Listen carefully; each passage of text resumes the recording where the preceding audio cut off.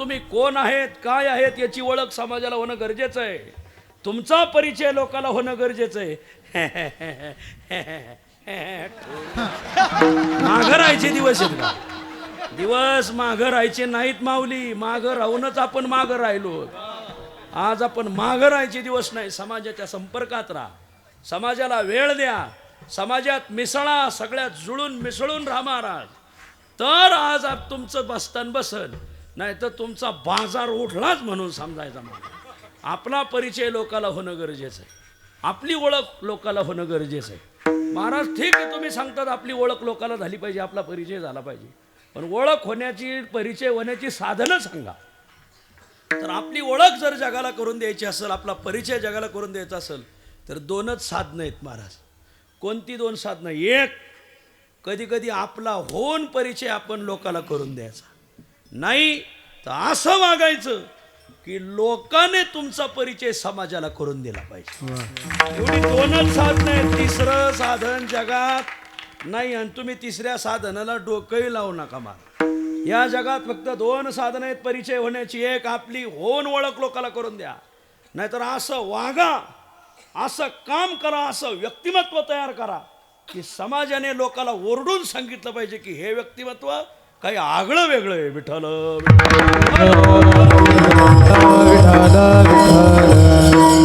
कधी कधी आपण होऊन आपली ओळख करून द्या. तोंड उघडा, गप्प बसायचे दिवस राहिले नाही. तुम्ही कोण आहेत, काय आहेत, तुमची काय गुणवत्ता आहे, काय वैशिष्ट्यता आहे, आज तुम्ही जर सांगितले नाही तर काही तुमचा कचरा झाल्याशिवाय राहणार नाही. आपल्या या धाराशिव जिल्ह्यात त्याला एक शब्द आहे, मुग गिळ्यावानी बसायचं नाही, बोलायचं, बोलकवायचं. बोलल्याशिवाय, वाचा फोडल्याशिवाय त्या प्रश्नाला उत्तर भेटणार नाही. तुमची ओळख तुम्ही होऊन करून द्यायची महाराज. आज आहे प्रसंग असा झाला की एका भिंतीवर 100 कावळे बसले होते. कावळे 99च होते, त्यात एक कोकिळा होती. पण कावळा काळा आणि कोकिळा काळी. काकः कृष्णः पिकः कृष्णः को भेदो काक पिकयो हो. सुभाषितकार सांगतात, कावळा काळा, कोकिळा काळी. काय दोन्हीत फरक? दिसणाऱ्या वर दृष्टीने काही फरक नाही.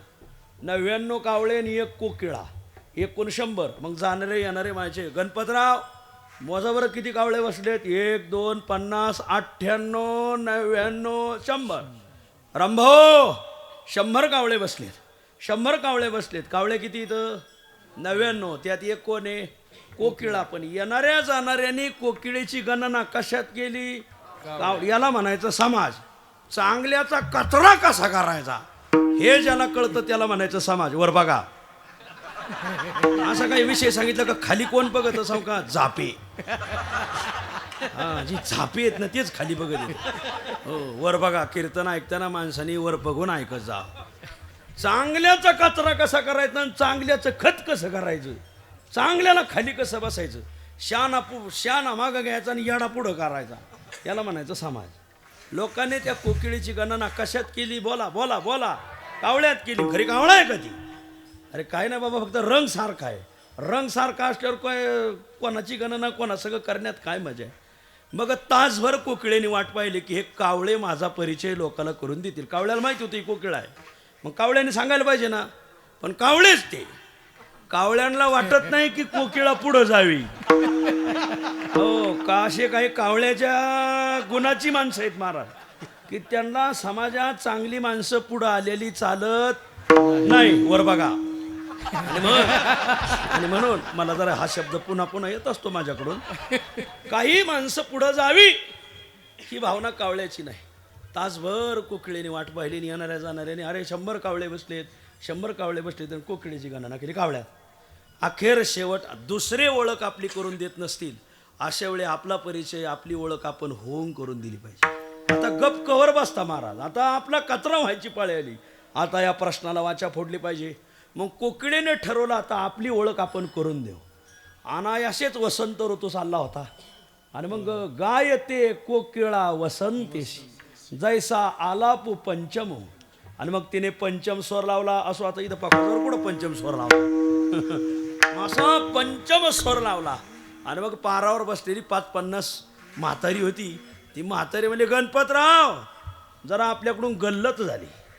जरा आपल्याकडून चूक झाली.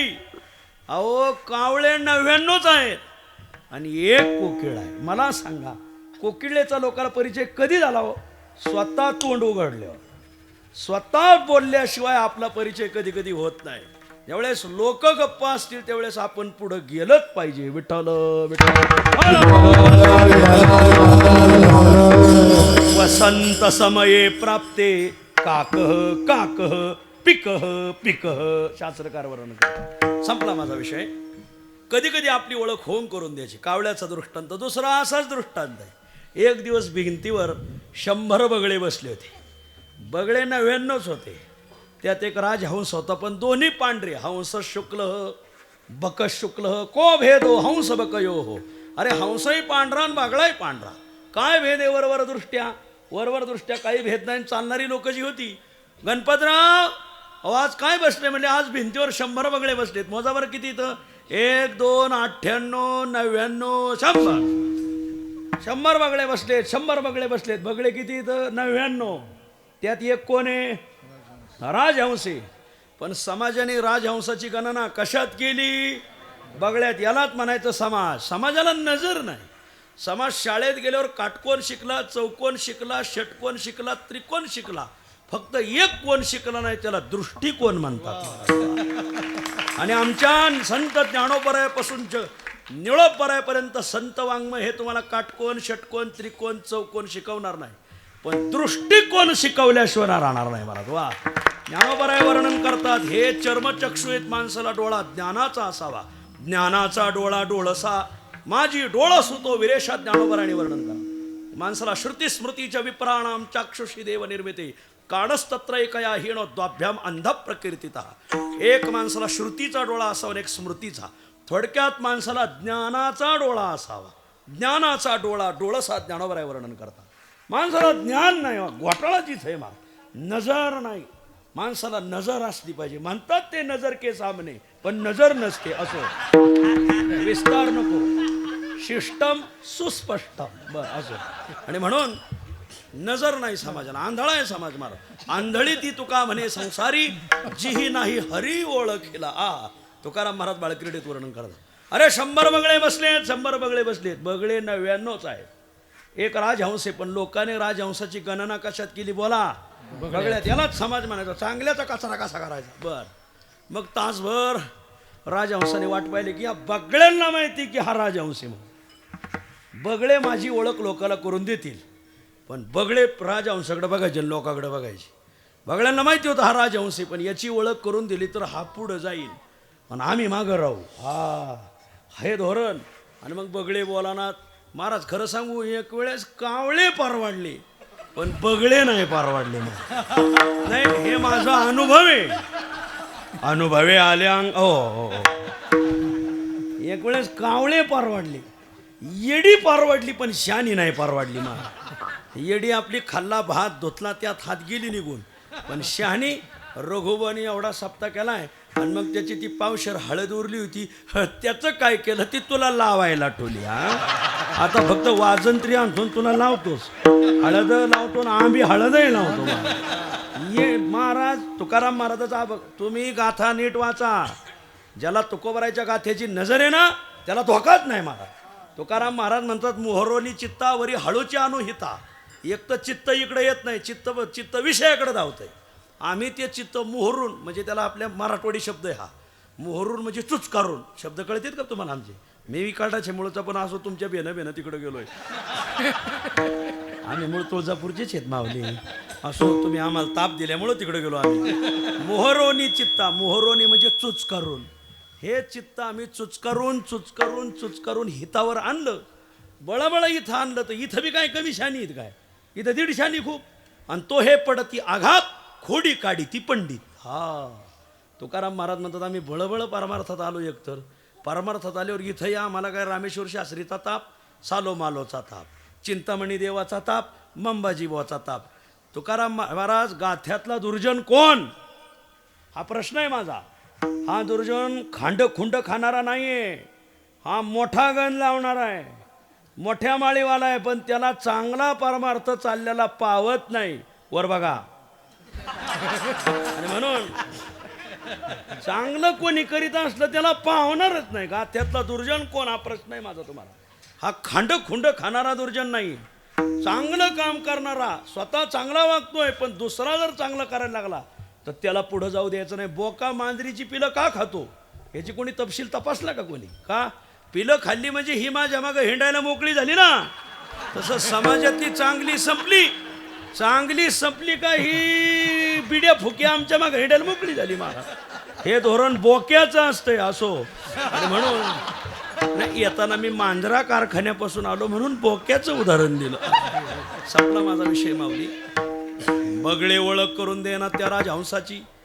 हा राजहंस आहे, बगळ्यांना माहिती होतं पण बगळे काही ओळख करून देण्यात. अखेर शेवट दुसरे बोलत नसतील अशा वेळी आपण तोंड उघडलंच पाहिजे. आपण त्या प्रश्नाला वाचा फोडलीच पाहिजे. आपण बोललंच पाहिजे महाराज. वा बोलायचं नाही. आपल्याकडे मराठवाडी एक म्हणे, बोलन त्याचे हुलगे विकत येत, न बोलणारे जे गहू बी विकत नाहीत महाराज. असं बोललं पाहिजे. आणि मग राजहंसाने ठरवलं आज आपण आता तोंड उघडू.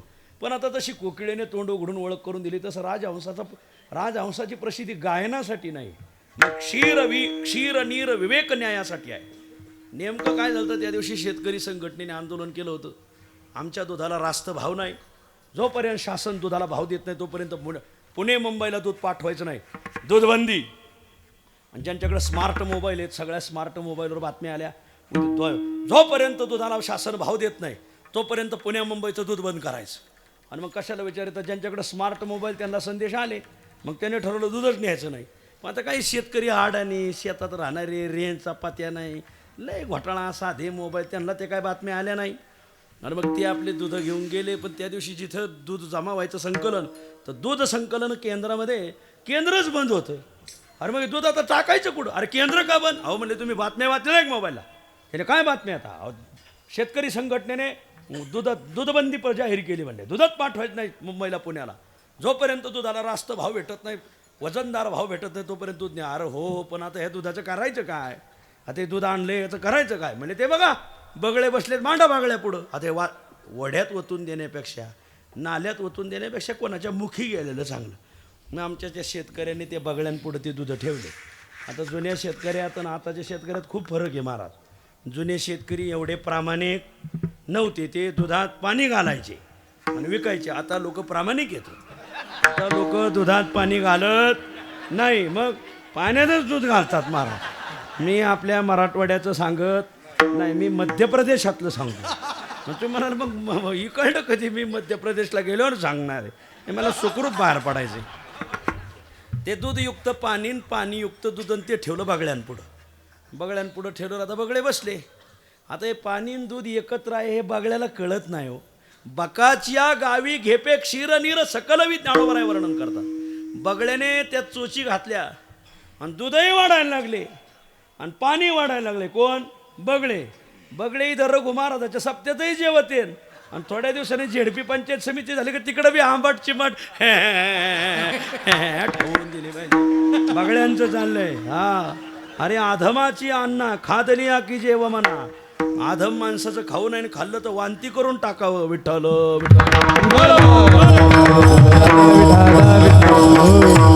कोणाचं खावं याला विवेक पाहिजे. पण बगळ्याला विवेकच नाही. बकाची आगावी घेपे क्षीर नीर सकलवी. बगळ्याने दूधही ओढलं, पाणी ओढलं महाराज. पण राजहंसाच्या लक्षात आलं ही शेवटची संधी. पुन्हा 40 आमदारावर आपण काय मुख्य आपलं पुन्हा अशी संधी आपल्याला येणार नाही. आपण या संधीचं सोनं करणं गरजेचं आहे. आणि मग अनाथ कवर राहायचा तर आपण एकनाथ आहोत असो. आणि मग अक्षरशः राजहंस त्यात दुधाच्या कॅनावर बसला. राजहंसाच्या चोचीत असं सामर्थ्य आहे.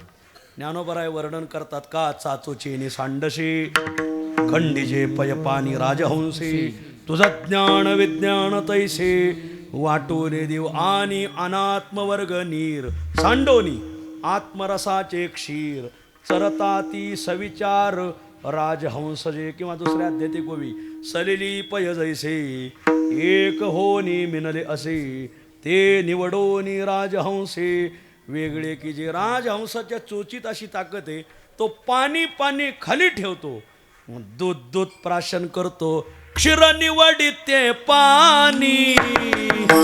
सोची हंसाची ये आनी सोची हंसाची ये आनी शिर निवडते पाणी सोची हंसाची ये आनी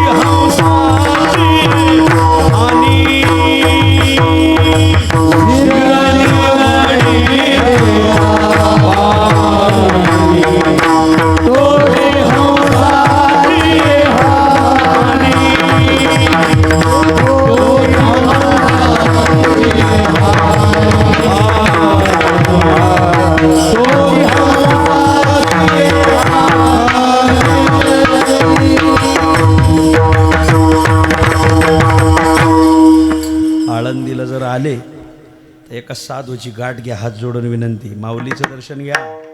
संस्थेत गेल्यावर शांती ब्रह्म मारुती बाबा, भास्कर बाबा, मोठे माऊली, थोर साधू आहेत. आळंदीत डॉक्टर बाबा.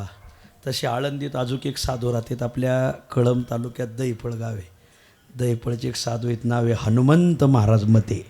यांची गाठ घ्या, कारण त्यांचं 5000 चालीचं भजन आहे महाराज. अशा चाली आहेत ना, नुसते ऐकत राहाव्या महाराज. हात जोडून विनंती. पुण्य आहे तुमच्या जिल्ह्याचं की अशी माणसं तुमच्या जिल्ह्यात जन्माला आली महाराज. खूप मोठं हे चाली म्हणतोय ना, हे आमचा सगळा माल त्याच कंपनीचा आहे महाराज. वा, दहीफळ कंपनी. विठ्ठल विठ्ठल. आपले समाधान महाराज आहेत ना, त्यांच्याच गावची, तिथं समाधान महाराज बसलेत ना, गोसेवक आहेत. आणि ही त्यांची सासूरवाडी. आसार खलु संसारे सारम श्वशूर मंदिरम. वा, संसार आसार आहे. आसार संसारात सार गोष्ट म्हणजे सासूरवाडी. म्हणून तर महादेव सासूरवाडीत हिमालयात राहतात. म्हणून तर भगवान विष्णू सासूरवाडीत क्षीरसागरात राहतात. विठ्ठल विठ्ठल. ऐका, कधी कधी आपली ओळख आपण होऊन करून द्यायची. राजहंसाने दूध दूध प्राशन केलं, पाणी पाणी खाली राहिलं. अरे सगळे दूध संपलं, पण याच्यात फक्त पाणीच राहिले. ज्या अर्थी पाणी राहिले आणि दूध घेतले, त्या अर्थी या 100 बगळ्यात 99 बगळे आणि एक राजहंस आहे. राजहंसाची ओळख लोकाला कधी झाली?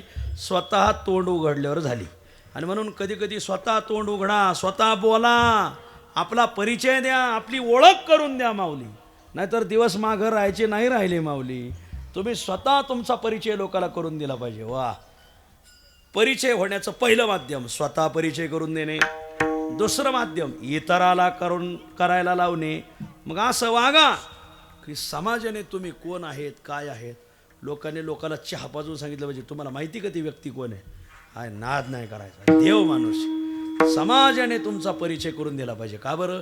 कारण कधी कधी आपण आपला परिचय करून दिला तर लोकाला पटत नाही. आपण जर आपला परिचय करून दिला, लोक मध्ये फुगिरी स्वतःचं डफडं वाजित. डफडं तूच वाजवून आगाच तूच आण. तुळजापूरच्या आईचा जय असो. तू तुझ्याच अंगात आण, तू तुझ्याच डफडं वाजव. अशा वेळी आपण जर आपला परिचय करून द्यायला लागले, काही लोक स्वतःचाच नंबर दुसऱ्याला पाठीत आहेत. काही लोक स्वतःच्या रील. मला काल एकाने रील टाकली. म्हणलं मी आपलं टाकलं छान आहे. तर त्याने मला लगेच टाकलं, कुठं वर्ष श्राद्ध 10 असलं सांगत जा. म्हणलं आता माझ्याच 10व्याला ये बाबा, आता कुठं दुसऱ्याचं सांगू म्हणलं.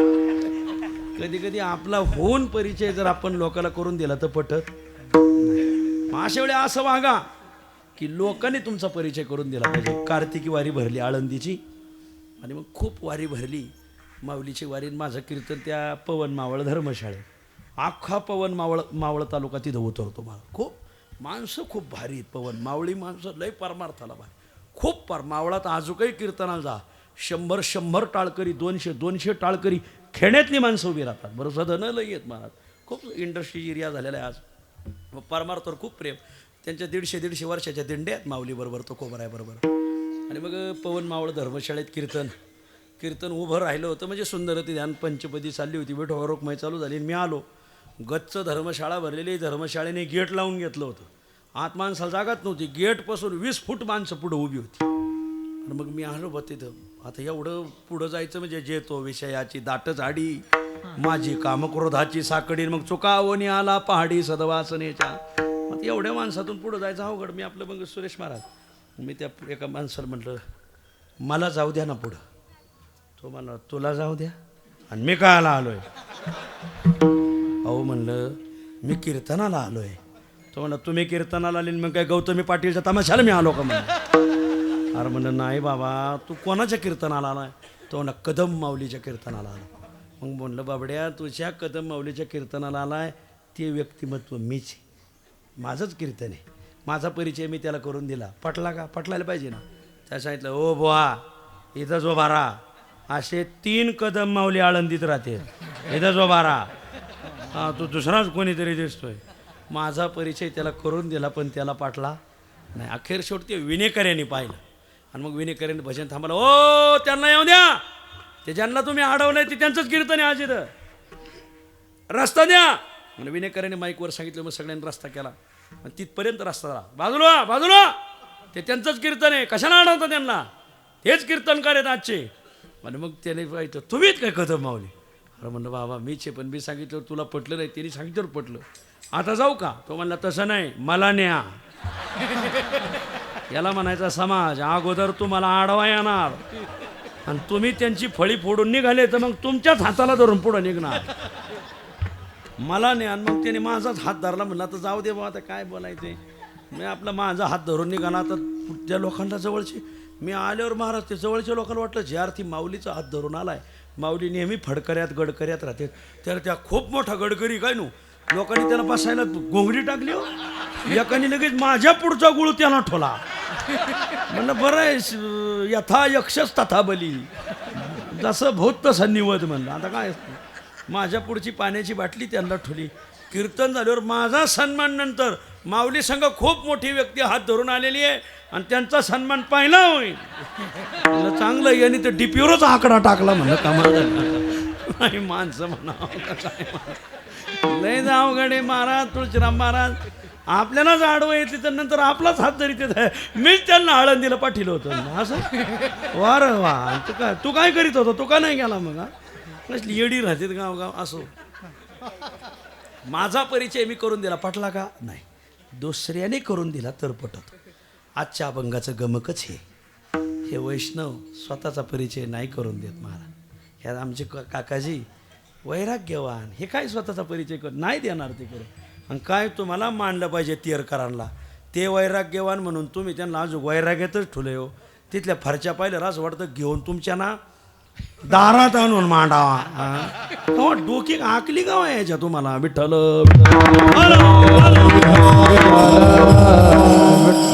अरे आमच्या पुण्यात गाथा मंदिर केवढं झालं, तुकाराम महाराजाचं मंदिर केवढं झालं. भंडारा डोंगरावर 200 कोटीचं काम झालं. अवघ्या 5 किलोमीटरच्या अंतरात 1000 कोटीची कामं झाली. अख्ख्या मराठवाड्याला एक काकाचं डेत होईल. अख्खा मराठवाडा जमला तर सुवर्ण मंदिर होईल ना काकाचं महाराज. सुवर्ण मंदिर टाळ्या वाजायला तुम्ही ना आडा पाय घालायला तुम्हीच महाराज. अरे वा आकली गाव आहे याच्या तुम्हाला. मी म्हणतोय थोडा आम्ही वेळ दिला पाहिजे. इकडं अशी फटकीतून धरून तुम्हाला तेव्हा तुम्हाला सुधारायचे नाहीत म्हणा तुम्ही. वर बघा असो. खूप वाईट वाटतं कधी कधी वकील साहेब, खूप वाईट वाटतं या बाबतीत. विठ्ठल आणि मग ऐका साधू आपला होऊन परिचय करू देत नाही. माझे असते पण लोपो, माझे नाव रूप हरपो, भूत जात वासिपो, माते झनी वा चातुर्य लपवी, महत्व हरवी, पिसे पण मिरवी, जगा माझी वाचस्पतीचे निपाडी, सर्वज्ञता तरी जोडे, बरे वेडे वे माझी दडे. आता आलं रे माऊली, आत्ता आले ते एकटीच आले का नाही. आमच्यासारखं येड आलं तर 5-25 पुढं 5-50 मागं. ह्या सगळ्याला उजनी धरणाखाली उभं करा, दार उघडे करून द्यावा मला. अरे बघा ना, मोठी माणसं कशी साधी राहतात, कसं वागणं, कसं चोपून चापून, कसं जपून माणसं. साधू स्वतःची ओळख कधीच करून देत आणि मग लोकाला खरे साधू कळत नाही. मग अशा वेळी लोकाला खरे साधू कळाले पाहिजे. आणि म्हणून संत वाङ्मयात संत परप्रकरण लिहिलं. आमच्या जगद्गुरु तुकाराम महाराजांनी ठरवलं, आता आपण गाथ्यात संत परप्रकरण लिहायचं का लोकाला खऱ्या साधूची ओळख झाली पाहिजे. लोकाला खऱ्याची ओळखच नाही. मी 2000 साली माऊलीच्या सोहळ्यात आलो, तर माऊलीच्या सोहळ्यात एक टपरी आली होती दूध चहाचं नाव होतं सागर चहा मोडलीम. सागर चहा मोडलीम. अरे काय चहा महाराज, हे खोमणे चहाने एकदा पिऊन पहा, काय पाहायचं महाराज, येवले चहा काय चहा असा जंक्शन. त्यावेळेस मी चहा घेत होतो बरं का. आणि मग खूप चहा, माऊली पालखी थांबली का 2च ठिकाणी गर्दी राहायची, एक माऊलीच्या दर्शनाला आणि एक सागर चहा प्यायला आपल्या मोडलीमचा. खूप गर्दी. 2000 सालची गोष्ट. खूप गर्दी. तो गडी झाला माला. आता आपल्या महाराष्ट्राचा एक नियम आहे, एखाद्याचा धंदा चांगला पुढं चालला का लोक दुसरा धंदा नाही त्याच धंद्याची टू कॉफी करतात महाराज. आणि काय कोण जाणे 2001 साली सागर चहा मोडलीम नावाच्या 200 टपऱ्या आल्या महाराज. हो, आम्ही ज्या साली चाललो होतो त्या साली तो चहा इतका दर्जेदार, तो पाणी वापरायचा पण कप बशा धुवायला.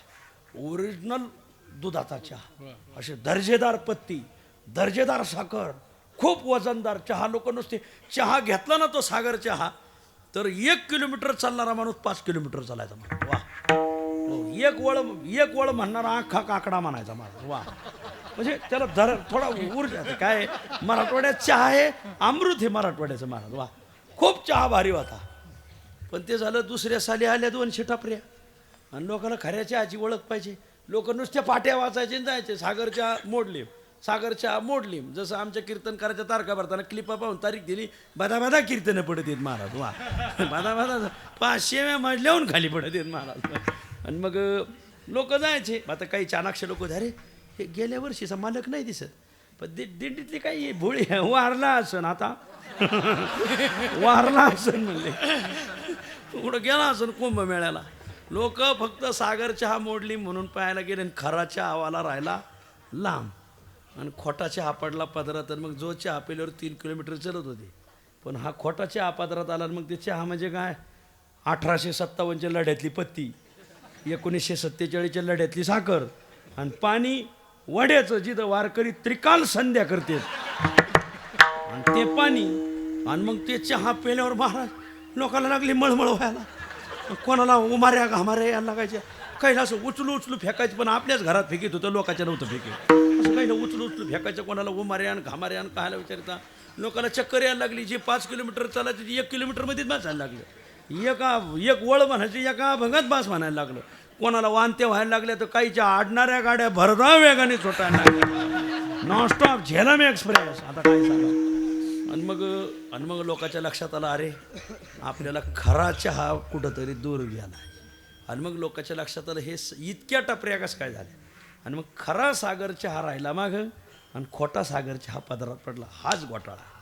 लोकाला काय झालं, वैष्णवांना खूप मोठा मान भेटला महाराज. जगात तुका म्हणे मुकुटमणी हरिभक्ती करणारे साधू संत मुकुटमणी, वैराग्याचा मेरू म्हणतात त्यांना. मेरू म्हणजे परमोच्च शिखर. वैष्णव हे खूप उंचीला गेले.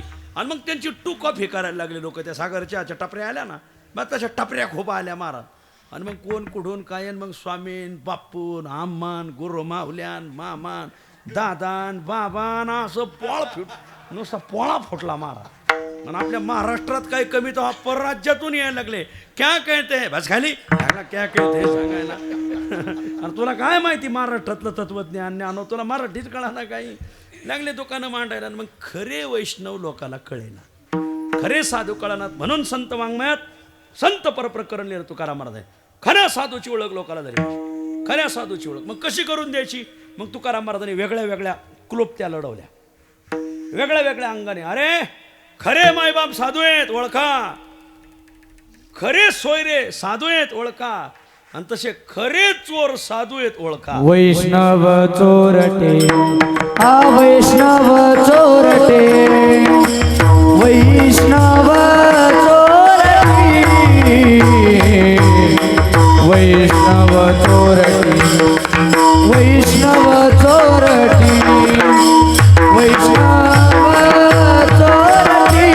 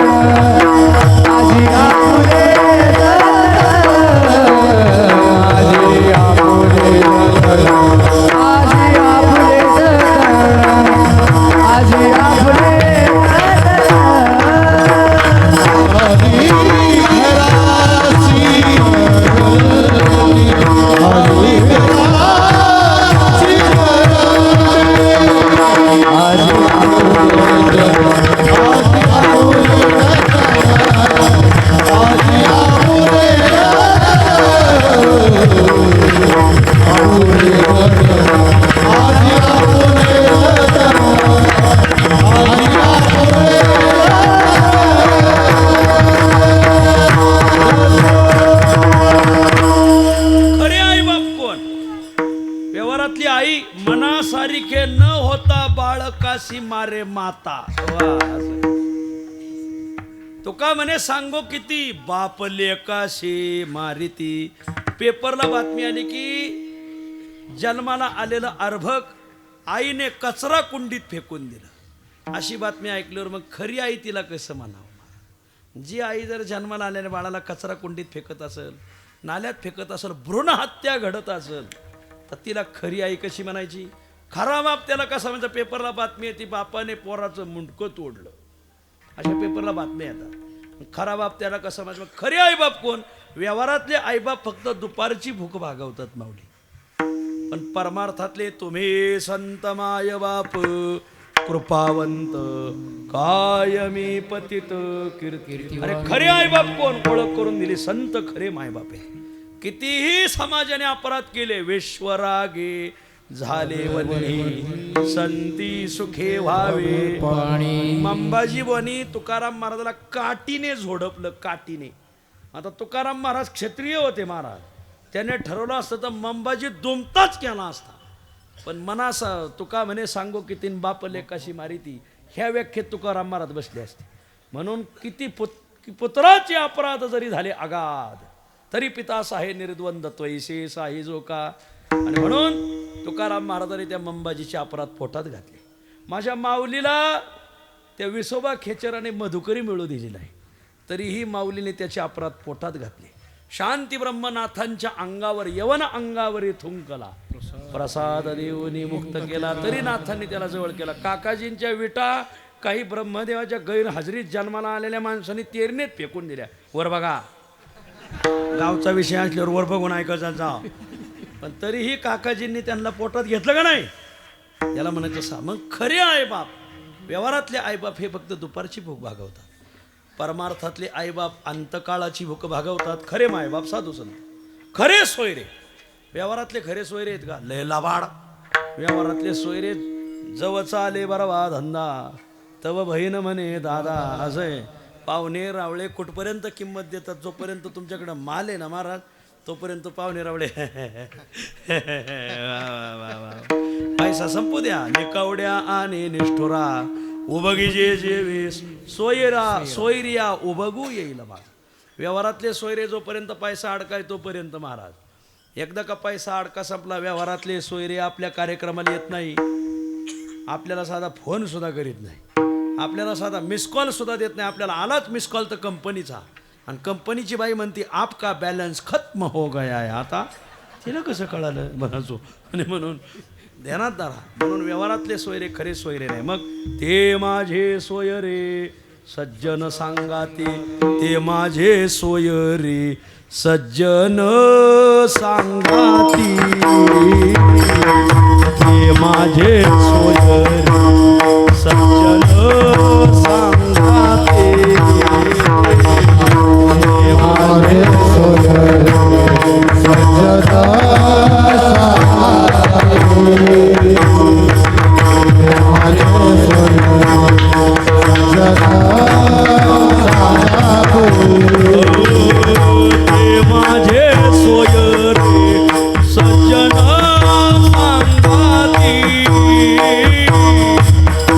माझे सोयरे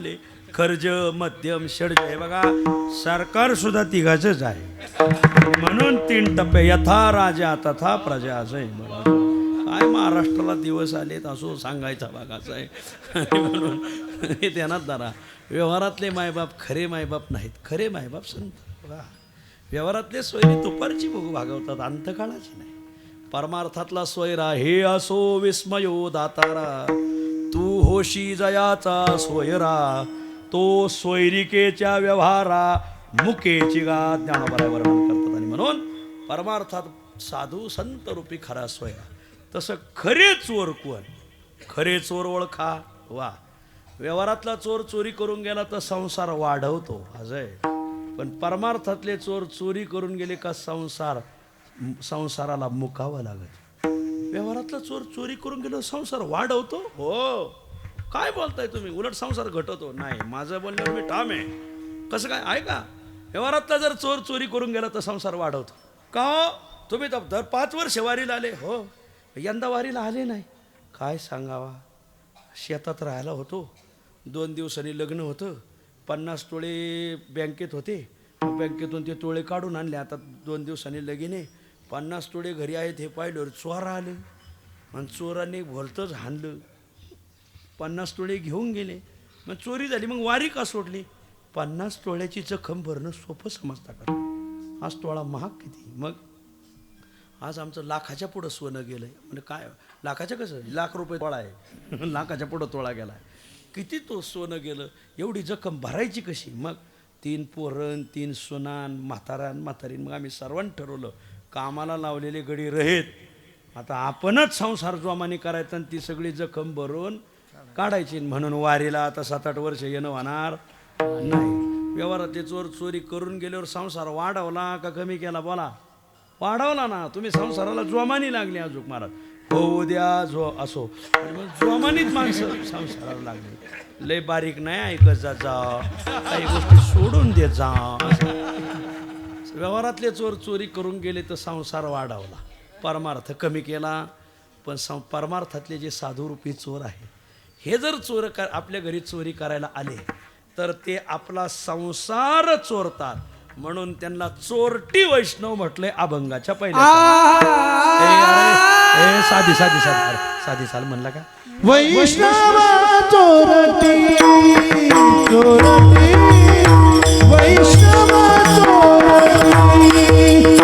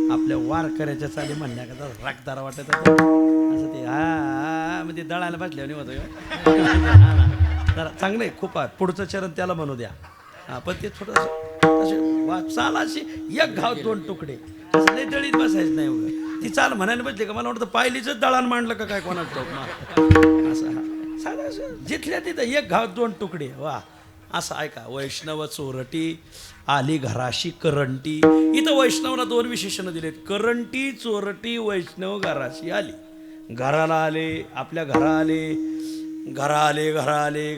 अरे हो पण कोण आले करंटी आले चोरटे आले करंटे.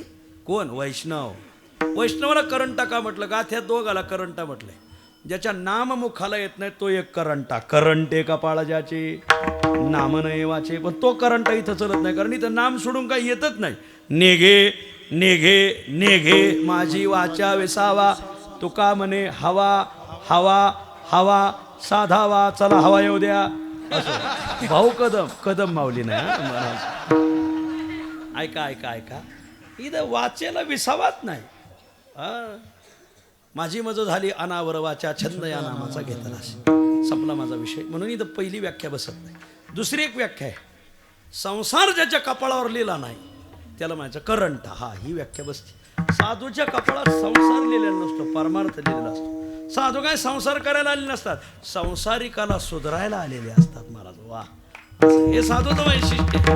ते असे उगा इटोर रिटर्न माड्यावर माड्या बांधायला ते आलेले नसतात. ते समाजाला मार्गदर्शन करण्यासाठी आम्ही वैकुंठवासी आलो याची कारणाशी. एक जण म्हणला आम्ही वैकुंठवासी आलो पोळ्या दाबायाची. नाही नाही नाही नाही, पोळ्या खायला आलेत काही ते. नाही, ते समाजाला मार्गदर्शन करायला आलेले असतात. आणि म्हणून त्यालाच करंट का म्हटलं? त्यांच्या भाग्यात संसार लिहिलेला नाही. आणि ज्याच्याकडे जे नसतंय तो त्याची चोरी करतो. त्याचा पेन का चोरला? 2 दिवस झाले मला पेन नव्हता म्हणून चोरला. त्याला नव्हता म्हणून चोरला. साधूला इथं चोरट का म्हटलं? करंट का म्हटलं? संसार भाग्यात नाही म्हणून करंट म्हटलं. चोरट का म्हटलं? जे ज्याच्याकडे नसते ते चोरतात. त्यांच्या भाग्यात संसार नाही, पण जे त्यांच्या नादी लागले ते त्याचाही संसार चोरतात. त्यालाही त्या संसारात पुन्हा सुखदुःखाचे फटके खायला ठेवत नाही. संसारात माणूस राहिला का सुखदुःखाचे फटके ठरलेले जे लई रट्टे खातेत. आता काय सांगावं, एकाच्या घरी मी गेलो, काय महाराज वारकरी पाहिल्यावर त्या बाईचं असं डोकं उठलं. त्या बाईला त्याने सांगितलं चहा आठवा. चहा आठवा म्हणल्यावर बाईने लगेच रॅक हालायला सुरुवात केली. आणि रॅकावर भांडे तांबे गलास टन टना टन टन टन टार आणून उड्या झाडायला लागले. धडाड तडाड धडाड तडाड धडाड तडाड. मग तो म्हणलं अगं काय वाजत आहे, काय वाजत आहे म्हणल्यावर जी बाई महाराज त्याच्या माझ्या पुढं आली आणि त्याला अशी फडा फडा फडा फडा बोलली. इतकी बोलली की काय बोलायचंच नाही. खूप बोलली महाराज. आणि खूप बोलल्यावर ती आत गेली. हे काय म्हणतोय, ती तोंडात फटकळे पण पोटात लय माया आहे त्याची. म्हणलं वा, तुला मायावती प्रसन्न भो. संसारात लय सुखदुःखाचे फटके, लय फटके आहेत संसारात महाराज. सगळे सारखे आहेत, फक्त काहीचं धुपत आहे आणि काहीचं भडकत आहे. पण ज्याचं धुपत आहे ते धुमसून धुमसून भडकत आहे महाराज. सगळ्या घरोघरी मातीच्या चुली, एका घरात रोज आरडा वरडा, रोज हाना मार्या, रोज ठोके. आणि शेजारच्या घरात रोज हसून खेळून संसार. हे दोघं नवरा बायको तिथे गेले का हो, तुमच्या घरात रोज हसण्याचा, खिदळण्याचा, टाळ्या वाजवण्याचा खूप आनंद व्यक्त होतो. ना आमच्या घरात रोज आरडा वरडा. काय काय काय आमचं घर दुःखी, तुमचं घर केवढं सुखी. काय नवरा बायकोचं प्रेम, एकमेकाविषयी हसतात खेळतात आणि वेस्टपैकी टाळ्या वाजवतात, उड्या मारतात. तो गडी म्हणला बाबड्या अरे कुठं जा, पळसाला पानं तीनच. तो म्हणला कसं काय? अरे बाबा तुझं भडकत आहे ना आमचं धुपत आहे. कसं काय? पण आमच्या तर नेहमी शिव्याचा आवाज येतो, तुमच्या हसण्याचा आवाज येतो. तो म्हणला त्याचं गमक असं आहे, बायको मला कधी कधी फुकणी फेकून हाणती, लाटणं फेकून हाणती, उलथणं फेकून हाणती. लागलं तर ती हसतीन, हुकल्यावर मी हसतोय. मी भला म्हणे जन परी नाही समाधान. लोक आम्हाला चांगलं म्हणतात, पण इथं आत काय चाललंय तुला काय सांगू बाबड्या. माझं ज्याचं जळत त्यालाच कळत. संसारात लय सुखदुःखाचे फटके. मग साधू काय करतात, त्या साधकाला त्या संसारावर आरूढ होऊ देत नाही. कारण संसार साधकाला आडवा येतोच. आगा पै पंडुकुमरा येता स्वरूपाच्या घरा, करीतसे आडवारा विश्वाभासुद. चांगल्या चांगल्या साधकाला संसार आडवा येतो महाराज. असं आहे. मग आडवा संसार येतो ना, मग ते काय करतात, तो संसार चोरतात. वैष्णव चोरटी म्हणून त्यांना आजच्या अभंगात चोरटी काय म्हटलं? ते काही चोरीत नाही, ते तुम्हाला परमार्थाला आडवा येणारा संसार चोरतात महाराज. आणि संसार हमखास परमार्थाला आडवा येतो. गावात एक पाटील राहत होते, जुन्या काळातले पाटील आपल्या मराठवाड्यातले. आणि पाटील म्हणजे सामान्य नाही, हा वाड्यावर या संघटनेचे अध्यक्ष होते ते पाटील. आत्ताच्या भाषेत सांगायचं तर सुका पाटील. बरं असो. फक्त त्या बांधाचा काही विषय काढू नका बघितलं. मग असे वजनदार पाटील होते आणि पाटलाला 10 पोरी आणि मग बरं पोरी अशा जुळ्या झालेल्या 5 बाळात 10 पोरी झाल्या महाराज. वा असा पाटील वजनदार. आणि मग जुन्या काळातला पाटील 10 पोरी. गावातून दरवर्षी काकाची दिंडी जायची अशी. आणि भजनी मंडळाचा खूप आग्रह. पाटील चला ना पंढरपूरला वारीला, तुम्हाला पोरीचे लग्न होऊन द्या. वारी वारी वारी काय वारी करताय, चातुर्मास राहायचं म्हणजे. फक्त पोरीचे लग्न होते. आता पोरीचे लग्न व्हायला जवळजवळ 20-25 वर्ष गेले महाराज. पहिल्या पोरी दोन्ही पहिल्या जुळ्या होत्या. 20शीत आल्या का लगेच उजायच्या. उजिता त्याला 5-25 वर्ष गेले. बळबळ पोरींचे लग्न झाल्यावर मग म्हणला नुसतं पंढरपूरला जायचं नाही, चातुर्मासाला राहायचं. एक माणूस असा आमच्या वकील साहेबासारखा पुढं पाठवला. म्हणजे एक मठ बुक करून या. म्हणजे का 4 महिने राहायच्या लगेच मठावाल्याला पैसे दिले. सगळ्या बायांना गावातल्या 25 बाया घेतल्या. 25 गडे तिथं काय तिथले कसले पिठण कसले मिठण कसले मसाले, आपला गावरान मसाला घ्या म्हणले, प्रवीण मसाला बरं. आणि मग घरूनच पिठण कुठण मिठण सगळे कांटण कुटण करून सगळ्या बायांच्या डोक्यावर पाचकेन घेऊन सगळे म्हातारी सांगितलं तू वाडा राखा करायला राहा. म्हातारी 10 पोरीच होत्या. पोरं नव्हते. 10 पोरी 10 घरी गेल्या होत्या. म्हातारी एकटीच राहिली. म्हातारा निघाला पंढरपूरला. आणि मग गेले एस टी स्टँडवर.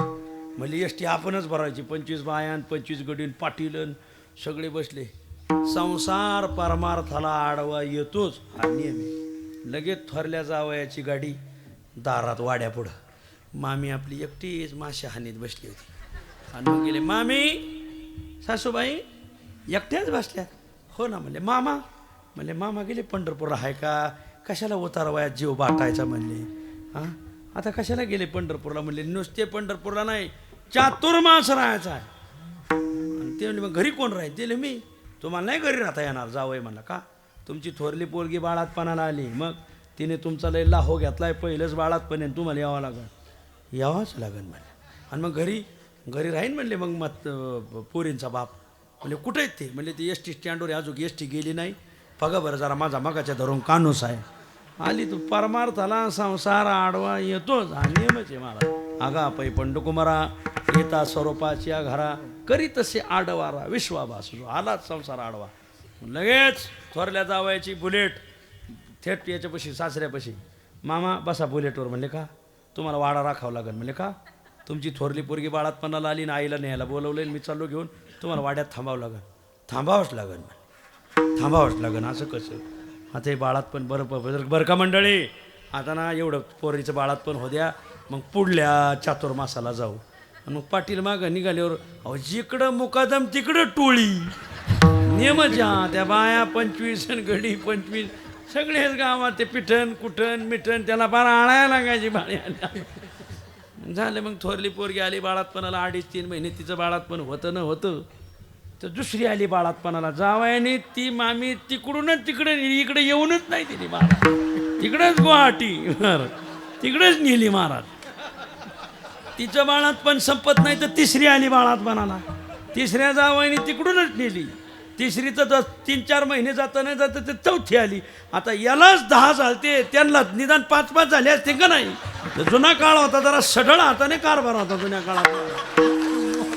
आणि मग त्या पोरींचे 10 पोरीचे 5-5 बाळातपण वर बघा. आज करे महाराज ते झाले 50 बाळातपण. 5-10 50 बाळातपण. म्हातारी 25 वर्षांनी घरी आली. थेट संध्याकाळची एस टी होती मुक्कामी. संध्याकाळची एस टी म्हातारी आली बा. आल्यावर मग उतरली. थोडं झांझाट पडलं होतं. हे शब्द कळतात का तुम्हाला आमचे. थोडासा मंद अंधार होता. थोडा उजेड थोडा अंधार. म्हातारी उतरली. एस टी स्टँडजवळच पाटलाचा मोठा वाडा आणि भला मोठा पिपळाच्या पारावर म्हातारा बसल्याला. 25 वर्षांनी म्हातारी आली. म्हाताऱ्याजवळ जाऊन बसली. आणि म्हाताऱ्याला म्हणते कोण्या गावचा पाहुणा आहे. आता कमाल झाली. 10 बाळातपण झाली. कोण्या गावचा पाहुणा आहे. म्हातारा म्हणला पाहुणे बाई मी ह्याच गावचा पाहुणा आहे, पण पाहुणी कोण्या गावची. आता कमाल झाली.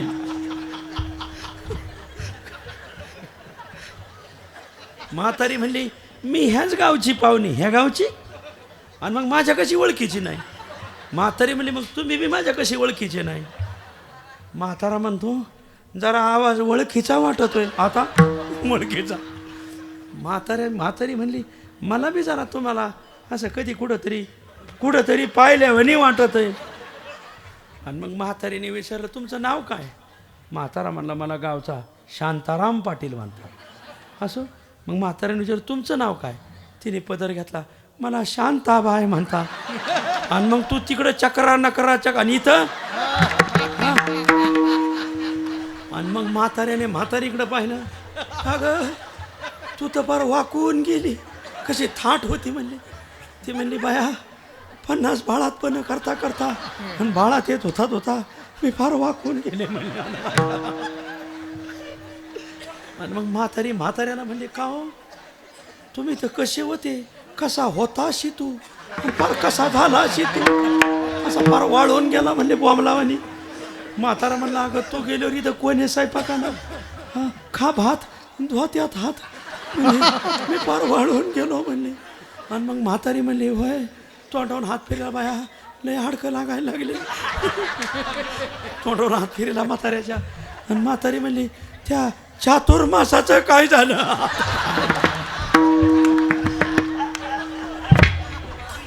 हे पुढे झाली म्हणले पाहिजे इंजुरीकर कॅन्सल कदम मावली विचार विठ्ठल.